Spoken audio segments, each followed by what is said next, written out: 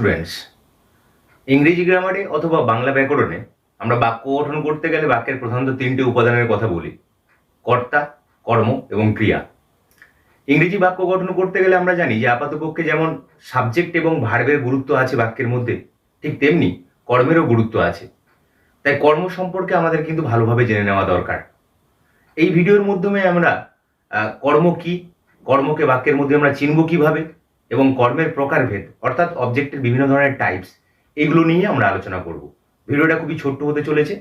ভিডিওর মাধ্যমে আমি তোমাদের সম্পূর্ণভাবে কর্মের সম্পর্কে ক্লিয়ার কনসেপ্ট দেওয়ার চেষ্টা করব, তাই ভিডিওটা তোমরা শেষ পর্যন্ত দেখো। আগে আমরা জেনে নেব যে অবজেক্ট বা কর্ম কি। অবজেক্ট জিনিসটা কি না, অবজেক্ট যেটাকে বাংলায় আমরা বলি কি কর্ম। কর্ম কাকে বলি আমরা না, কি করছে সেটা বোঝাতে সহায়তা করে। অর্থাৎ কর্ম সাধারণত কি কি হতে পারে না, কর্ম সাধারণত আমরা জানি যে নাউন হতে পারে, অথবা কোনো প্রোনাউন হতে পারে, অথবা কোনো নাউন ফ্রেজ অর্থাৎ শব্দগুচ্ছ, অথবা কোনো ক্লজ অর্থাৎ কোনো বাক্যাংশ হতে পারে। এই চারটে জিনিসকে আমাদের মনে রাখতে হবে। সাধারণত আমরা বাক্য লিখলাম, ধরো আমি লিখলাম হি ইটস রাইস।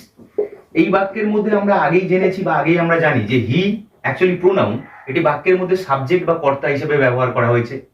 ইটসটি এখানে কোনো কাজ করা বোঝাচ্ছে, তাই এটাকে আমরা অ্যাকচুয়ালি ভাত বলি। কর্তা এখানে কি কাজ করছে না, কর্তা এখানে ভাত খাচ্ছে। তাহলে স্বাভাবিকভাবে রাইসটি হচ্ছে বাক্যের মধ্যে আমার অবজেক্ট বা কর্ম। এরপরে আমরা জেনে নেব যে অ্যাকচুয়ালি অবজেক্টকে আমরা চিনবো কিভাবে, অবজেক্ট কিভাবে চেনা যায়। অবজেক্টকে চিনতে গেলে তার কিছু পদ্ধতি আছে, সেই পদ্ধতিগুলো আমরা জেনে নেব। যে একটা বাক্যের মধ্যে অবজেক্ট বা কর্মকে চিনতে গেলে প্রধানত ভার্বকে, ক্রিয়াপদকে কি বা কাকে দিয়ে প্রশ্ন করতে হয়। কি বা কাকে দিয়ে প্রশ্ন করলে অ্যাকচুয়ালি আমরা কর্ম খুঁজে পাই। আমার উপরে লেখা বাক্যটির মধ্যে দেখো যে হি ইটস রাইস, সে ভাত খায়। আমি যদি এখানে প্রশ্ন করি বাংলাতে, তাহলে সে কি খায়, তাহলে উত্তরটা আমি পাবো অবশ্যই কি না, রাইস। তাহলে এই বাক্যের মধ্যে আমার রাইসটি হচ্ছে অবজেক্ট, ঠিক আছে। তাই এটাকেই আমরা অ্যাকচুয়ালি বলবো হচ্ছে অবজেক্ট। এভাবে আমরা বাক্যের মধ্যে অবজেক্টকে আমরা চিনে নিতে পারি। এরপরে আমি বললাম যে অবজেক্টের কিছু প্রকারভেদ আছে, যে মেইন টপিকটার উপর আমার এই ভিডিওটা, কারণ ডিফারেন্ট অবজেক্ট গ্রামারের মধ্যে থাকে, যেগুলোকে আমরা চিনতে গিয়ে অনেক সময় কনফিউজ হয়ে যায়। অবজেক্টকে যদি আমরা ভাগ করি, তাহলে অবজেক্টের প্রকারভেদটা জেনে নিই, যেটাকে আমরা অ্যাকচুয়ালি বলতে পারি যে কাইন্ডস অফ অবজেক্টস। অবজেক্টের প্রকারভেদ, অবজেক্টের অনেকগুলো ভাগ পাবে তোমরা গ্রামার বইয়ের মধ্যে। আমাদের অবজেক্ট হয় যেটাকে আমরা ইংরেজিতে বলি ডিরেক্ট অবজেক্ট, বাংলায় যেটাকে আমরা বলি কি না মুখ্য কর্ম। আর এক ধরনের অবজেক্ট হয় যেটাকে আমরা বলি ইনডিরেক্ট অবজেক্ট অর্থাৎ গৌণ কর্ম।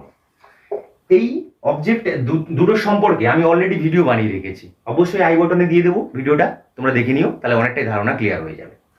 ডিরেক্ট অবজেক্ট আমরা কাকে বলবো, মুখ্য কর্ম কি না, মুখ্য কর্ম অ্যাকচুয়ালি বাক্যের মধ্যে কি হয় না, ভার্বকে প্রধানত সরাসরি ভাবে এটা ভার্বের কার্য সম্পন্ন করতে সহায়তা করে, তাই এটাকে আমরা মুখ্য কর্ম বলে থাকি। মুখ্য কর্ম চেনার বেস্ট উপায় হচ্ছে কি না, কি দিয়ে প্রশ্ন করলে যে উত্তরটা আমি পাবো। সাধারণত মুখ্য কর্ম কি হয় না, মুখ্য কর্ম সাধারণত কোনো অবজেক্ট হয় অথবা কোনো থিংস হয়, মানে কোনো জিনিস হতে পারে, তাকে আমরা মুখ্য কর্ম বলবো। যেমন আমি যদি এক্সাম্পল হিসেবে দিই, যেমন আমি একটা বাক্য লিখলাম he gave me a pen. এই বাক্যের মধ্যে ভালো করে খেয়াল করে দেখো যে এই বাক্যের মধ্যে হিটা যদি সাবজেক্ট হয়, গেভটা আমার ভার্ব, তাহলে মিটি একটি অবজেক্ট এবং এ পেনটি একটি অবজেক্ট।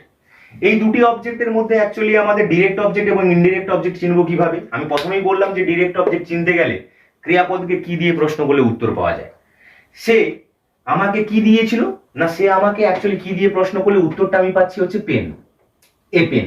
তাহলে স্বাভাবিকভাবে এ পেনটি হচ্ছে আমার বাক্যের মধ্যে ডিরেক্ট অবজেক্ট, মুখ্য কর্ম।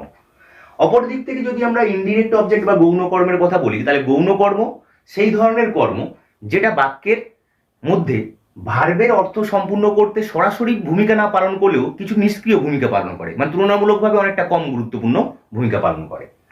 সেক্ষেত্রে ইনডিরেক্ট অবজেক্টকে আমরা খুঁজতে গেলে বাক্যের মধ্যে ক্রিয়াপদকে যদি কাকে দিয়ে প্রশ্ন করি, তাহলে অ্যাকচুয়ালি আমি উত্তর পেয়ে যাবো ইনডিরেক্ট অবজেক্টের। ইনডিরেক্ট অবজেক্ট স্বাভাবিকভাবে এখানে যদি ডিরেক্ট অবজেক্ট অ্যান্ড থিংস হয়, তাহলে ইনডিরেক্ট অবজেক্ট কি হবে না, ইনডিরেক্ট অবজেক্ট সাধারণত কি হয় না প্রাণীবাচক হয়। মেইনলি হচ্ছে এই দুটো প্রধানত পার্থক্য, কি দিয়ে প্রশ্ন করলে পাওয়া যায়, কাকে দিয়ে প্রশ্ন করলে পাওয়া যায়। প্রাণীবাচক যেহেতু হয়, তাহলে স্বাভাবিকভাবে আমি যে বাক্যটা লিখেছি এই বাক্যের মধ্যে দুটো অবজেক্টের কথা উল্লেখ করেছি আমি। যেমন সে আমাকে কি দিয়েছিল না, আমি এখানে আমরা ডিরেক্ট অবজেক্ট পেলাম।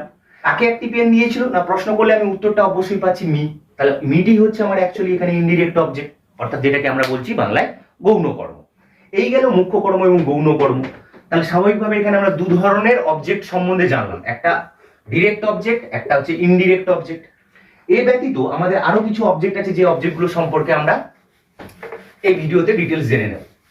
3 নম্বর ভাগ যেটা আমরা লিখতে পারি সেটা হচ্ছে এরকম যে কগনেট অবজেক্ট। কগনেট অবজেক্ট যেটাকে বাংলায় আমরা বলি সমধাতুজ কর্ম।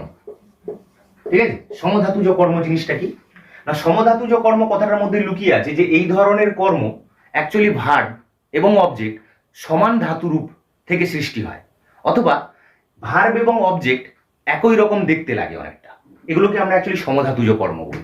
যেমন এক্সাম্পল হিসেবে লিখলাম হি ফট এ ফাইট। আবার একটা বাক্য লিখলাম হি স্লেপ্ট এ স্লিপ। কথাটির অর্থ নিশ্চয়ই জানো যে সে একটা যুদ্ধ করেছিল, সে একটি ঘুমিয়েছিল। এক্ষেত্রে ভালো করে খেয়াল করে দেখো যে অ্যাকচুয়ালি মূল ভার্বটা হচ্ছে ফাইট, এখানেও আমি ফাইট ভার্বটা ফাইট শব্দটি ব্যবহার করেছি, কিন্তু এটি একটি অবজেক্ট, বাক্যের কর্ম, কিন্তু এটি বাক্যের মধ্যে ভার্ব। একইভাবে স্লেপ্ট ভার্বটি মূল ভার্বটি হচ্ছে স্লিপ, এটা অ্যাকচুয়ালি ভার্ব। এখানে যে স্লিপ শব্দটি আমি ব্যবহার করেছি একই স্পেলিং হওয়া সত্ত্বেও এটা বাক্যের মধ্যে কিন্তু অবজেক্ট। আমি কি বললাম না, সমধাতুজ কর্ম সাধারণত কি হয় না, ভার্ব এবং অবজেক্ট দুটোই সমান ধাতুরূপ থেকে সৃষ্টি হয় বা একই রকম দেখতে লাগে।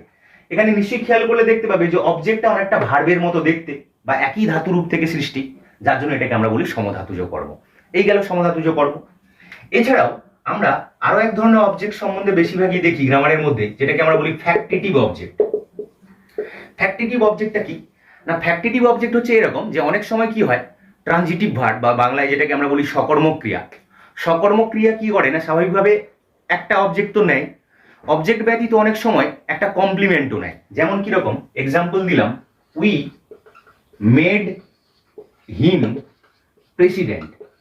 কমপ্লিমেন্টটা অনেকটা বাক্যের মধ্যে অবজেক্টের মতো দেখতে লাগে, কিন্তু আপাতপক্ষে সেটা কোনো কিন্তু অবজেক্ট নয়। যেমন এই বাক্যের মধ্যে উইটা সাবজেক্ট, মেডটা ভার্ব, হিমটা হচ্ছে আমার একটা অবজেক্ট।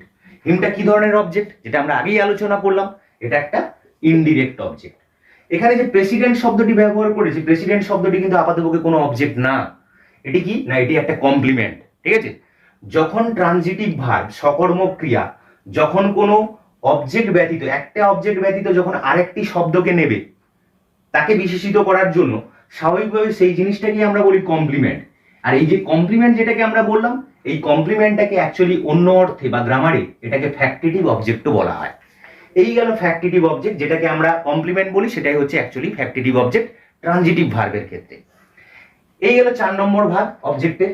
আরেকটি ভাগ থাকে যেটা অ্যাকচুয়ালি সাধারণত বেশিরভাগই গ্রামারের মধ্যে ব্যবহার করা হয় অবজেক্টের। তাহলে 5 নম্বর ভাগটা একটু দেখে নাও, যেটা অ্যাকচুয়ালি রিটেন অবজেক্ট নামে পরিচিত। ঠিক আছে, রিটেন অবজেক্ট জিনিসটা কি না, রিটেন অবজেক্টটা এই যে টার্মটি, এই টার্মটি সাধারণত আমরা ভয়েস চেঞ্জের মধ্যে এই জিনিসটা আমরা পাবো। ভয়েস চেঞ্জের মধ্যে রিটেন অবজেক্ট বলে একটা টার্ম তোমরা পাবে, সেই রিটেন অবজেক্ট জিনিসটা আমরা একটু বুঝে নিই। যেমন আমি ধরে লিখলাম একইভাবে he gave me a pen, সে আমাকে একটা পেন দিয়েছিল। এই বাক্যের মধ্যে আমরা আগেই পড়লাম যে মিটি actually direct object, indirect object, এবং পেনটি একটি ডিরেক্ট অবজেক্ট।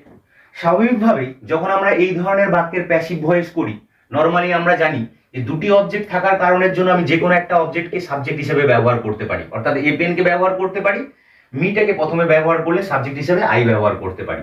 শেষে আমরা নিশ্চয়ই জানি যে হিম কথাটি ব্যবহার করতে হয়। আমি এখানে ভয়েস চেঞ্জটা করছি না, নর্মালি আমরা অবজেক্টটা বুঝছি, তাই সে কারণে অবজেক্টটার উপর ফোকাস করি। আমি যখন বাক্যের মধ্যে যে কোনো একটা অবজেক্টকে ব্যবহার করলাম, সাপোজ আমি ডিরেক্ট অবজেক্টটাকে সাবজেক্ট হিসেবে ব্যবহার করলাম, তাহলে স্বাভাবিকভাবে এই প্যাসিভ ভয়েসের এই যে বাক্যটি, এই বাক্যের মধ্যে যে কোনো একটা অবজেক্ট আমরা পড়ে থাকছে, যে অবজেক্টটি পড়ে থাকে সেই অবজেক্টটি কি করা হয় না, অ্যাকচুয়ালি প্যাসিভ ভয়েসের যে অবজেক্ট হয় সেই অবজেক্টের আগে এক্সট্রা পড়ে থাকা অবজেক্টটাকে আমরা ব্যবহার করি। অর্থাৎ আমি এ পেনটিকে ব্যবহার করলাম সাবজেক্ট হিসেবে, হিটি হিম হলো প্যাসিভ ভয়েসে, তার আগে আমরা জানি বাই প্রিপজিশন ব্যবহার করা হয়। স্বাভাবিকভাবে যে অবজেক্টটি আমার পড়ে থাকছে বলতে এখানে আমার ইনডাইরেক্ট অবজেক্টটি পড়ে থাকছে, তাহলে ইনডাইরেক্ট অবজেক্টটি বাই প্রিপজিশনের আগে ব্যবহার করা হয়। হ্যাঁ, এই যে বাই প্রিপজিশনের আগে আমি মি কথাটা ব্যবহার করলাম, ইনডিরেক্ট অবজেক্টটিকে ব্যবহার করলাম, এই অবজেক্টটিকেই আমরা বলি রিটেন অবজেক্ট, অর্থাৎ পড়ে থাকা অবজেক্ট, যে অবজেক্টটা প্যাসিভ ভয়েসে সাবজেক্ট হিসেবে না ব্যবহার করে আমরা অ্যাকচুয়ালি অবজেক্টের আগে বাই প্রিপজিশনের আগে ব্যবহার করি, এটাকে আমরা রিটেন অবজেক্ট বলি। আশা করি ভিডিওটার মধ্য দিয়ে তোমাদেরকে আমি অবজেক্ট সম্বন্ধে একটা ক্লিয়ার কনসেপ্ট দিতে পেরেছি। ভিডিওটা ভালো লাগলে অবশ্যই লাইক এবং শেয়ার করো, এবং ভিডিওটা যারা নতুন দেখছো অবশ্যই তারা চ্যানেলটাকে সাবস্ক্রাইব করো এরকমই গ্রামার রিলেটেড ভিডিও পেতে গেলে। Take care.